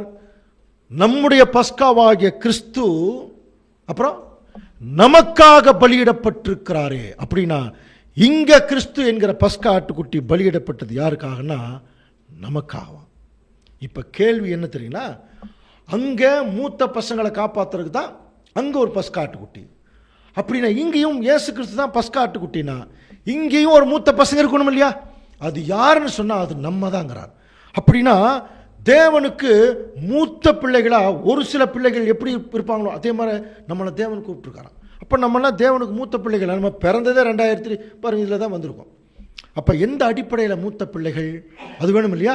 இதை ஏசாயா நமக்கு அது புரிய வைக்கிறதுக்காக எழுதும்போது, நம்முடைய மீறுதல்களின் நிமித்தம் அவர் காயப்பட்டு, நம்முடைய அக்கிரமங்களின் நிமித்தம் அவர் நொறுக்கப்பட்டு, நமக்கு சமாதானத்தை உண்டு பண்ணும் ஆக்கினி அவர் மேல். நம்முடைய நம்முடைய நம்முடைய இந்த இடத்துல நம்முடையங்கிறது ஒரிஜினலாக இந்த நம்முடையங்கிறது யாருன்னு தெரிஞ்சுட்டா இந்த சப்ஜெக்ட் முடிச்சிடலாம். நீங்களே சொல்லுங்கள், இந்த நாம் நம்முடைய அப்படிங்கிறது யார்? உலகத்தில் இருக்கிற எல்லா கிறிஸ்தவர்களும் நம்மன்னு சொல்லிடலாமா? அல்ல. அந்த நாம் நம்முடையங்கிற வார்த்தை எல்லா கிறிஸ்தவர்களுக்கும் பொருந்தாது. அப்ப யாருக்கு தான் பொருந்தும்? தேவனுடைய மூத்த பிள்ளைகளுக்கு தான் அது பொருந்தும். அடுத்த கேள்வி, யார் மூத்த பிள்ளைகள்? கண்டுபிடிக்கணுமா இல்லையா? ஒரு வசனம் வாசிச்சு முடிக்கலாம். அன்புக்குரிய சகோதர சகோதரர்களே, யார் தெரியுங்களா இந்த ஒட்டுமொத்த உலகத்தில் உண்மையான தேவனுக்கு மூத்த பிள்ளைகள் யார் தெரியுமா? யாக்கோபு 1:18 வசனம் வாசிக்கலாம். அவர் சித்தம் கொண்டு தம்முடைய சிருஷ்டிகளில் நாம் முதற் பலன்கள் ஆவதற்கு நம்மை சத்திய வசனத்தினாலே ஜெனிப்பித்தார். நல்லா புரிஞ்சுக்கலாம் அன்புக்குரிய சகோதரர்களே, இது சாதாரணமாக படிக்கக்கூடாது, ஜெபம் பண்ணி படிக்கணுமா. அவர் சொல்றார் பாருங்க, அவர் சித்தம் கொண்டு தம்முடைய சிருஷ்டிகளில், the entire creation, எல்லா சிருஷ்டிகளையும் நாம் முதற் பலன்களாவதற்கு. நாமும் அப்படின்னா நம்ம எல்லாருக்குமே அது பொருந்துமான அல்ல. அதுக்கு அடுத்த வசனம் தான் ரொம்ப முக்கியம். நம்மை சத்திய வசனத்தினாலே ஜெனிப்பித்தார். புரியுதா? சத்திய வசனத்தினாலே ஜெனிப்பித்தாராம். இது வேற மாதிரி படிக்கலாம். யாரெல்லாம் சத்திய வசனத்தினாலே உருவாக்கப்படுகிறார்களோ அவர்கள் தாங்க தேவனுக்கு மூத்த பிள்ளைகள். யாரெல்லாம் சத்தியம் படிக்கிறாங்களோ மூத்த பிள்ளைகள் அல்ல. யாரெல்லாம் வசனத்தை மனப்பாடம் பண்றாங்களோ மூத்த பிள்ளைகள் அல்ல. யார் வியாக்கியானம் பண்றாங்களோ மூத்த பிள்ளைகள் அல்ல. அந்த சத்திய வசனத்தின்படி தங்களை உருவாக்குகிறவர்கள். நல்லா புரிஞ்சுக்கலாம். ஆவியின் கனிகள் உங்களுக்கு நீ கொடுக்கணும், அந்த கனி கொடுக்கணும். அப்படி தங்களை யார் உருவாக்குகிறார்களோ அவங்க தாங்க தேவனுக்கு மூத்த பிள்ளைகள். இப்ப நீங்களே சொல்லுங்க, எல்லா கிறிஸ்தவர்களும் வர முடியுமா? வரவே முடியாதுங்க. அப்படின்னா எப்படி ஒரு மூத்த பிள்ளைக்கு ஒரு ஸ்பெஷாலிட்டி இருக்கோ அந்த மாதிரி இன்னைக்கு தேவனுடைய ஒரு மகாபெரிய அழைப்பில் சத்திய வசனத்தை ஏற்றுக்கொண்டு வசனத்துக்கு கீழ்ப்படிஞ்சு அந்த வசனத்துக்கு சாட்சியாக வாழக்கூடிய ஒரு வாழ்க்கை யார் வாழ்றாங்களோ அவங்க ரொம்ப சொற்பம் தான், ரொம்ப கம்மி. அவங்க தாங்க தேவனுக்கு மூத்த பிள்ளைகள். இவங்களுக்காகத்தான் அந்த ஆட்டுக்குட்டியின் ரத்தம் அடிக்கப்பட்டுச்சான். அப்போது அப்படி ஒரு வேளை நம்ம இருந்தால் நமக்காகத்தான் இயேசு கிறிஸ்து மரித்தார்னு நம்ம தைரியமாக சொல்லலாம் இல்லையா? இப்போ இந்த பைபிள் ஆராய்ச்சியினுடைய நோக்கம் என்ன தெரியுங்களா? நாம் எல்லாரும் இந்த ஒட்டுமொத்த உலகத்தில் எங்கேயோ ஒரு மூலையில் எங்கேயோ ஒரு கிடக்கிறோம், அப்படியே இருக்கிறோம். ஆனால் தேவன் இப்போ என்ன சொல்லிட்டாருன்னா, நீங்கள் எனக்கு மூத்த பிள்ளை ஆகணும்னு விரும்பினா இந்த சத்திய வசனத்தில் நீங்கள் ஜெனிப்பிக்கப்படணும். சத்திய வசனத்தில் ஜெனிப்பிக்கப்படணும். முதல் சத்திய வசனத்தை புரிந்து கொள்ள வேணும், அதனுடைய ஆழம் தெரியணும், அதில் தேவனுடைய திட்டம் தெரியணும் இல்லையா? அதற்காகத்தான் இந்த வேத ஆராய்ச்சி. சரியா? ஸோ அன்புக்குரிய சகோதர சகோதரர்களே, இதுதான் நிழலும் பொருளும். அன்னைக்கு அந்த மூத்த பிள்ளைகள் காப்பாற்றுறதுக்கு அங்கே ஒரு பஸ்காட்டுக்குட்டி. இன்றைக்கு நாம் மூத்த பிள்ளைகளாக அழைக்கப்பட்டிருக்கிறோம், ஜெனிப்பிக்கப்படணும். இந்த பிள்ளைகளை காப்பாற்றுறாங்க தாங்க இந்த ஆட்டுக்குட்டி அடிக்கப்பட்டிருக்கான். இந்த மாதிரி ஆயிரக்கணக்கான நிழல்கள் பழைய ஏற்பாட்டிலையும் புதிய ஏற்பாட்டிலையும் புதஞ்சிருக்கு. வெளியே எடுக்கிறக்கூடிய அருமையான வாய்ப்பை தேவன் வருங்காலங்களிலே கொடுக்க போகிறார். ஸோ இன்றைய தினத்தில் இந்த நிழலும் பொருளும் பாடம் இத்தோட முடிவடைகிறது. அன்புக்குரிய சகோதரர்களே, இனி அடுத்த கிளாஸில் அந்த ஆண்டவர் இயேசு கிறிஸ்து பேசின தீர்க்க தரிசன பாஷை, அது ரொம்ப ரொம்ப ஹையஸ்ட் லாங்குவேஜில் பேசியிருப்பார். அதை குறித்து நம்ம தொடர்ந்து சிந்திக்கலாம். பொறுமையோடு கேட்ட நம் அனைவரையும் தேவன் தாமே ஆசீர்வதித்து வழி நடத்துவாராக. ஆமென்.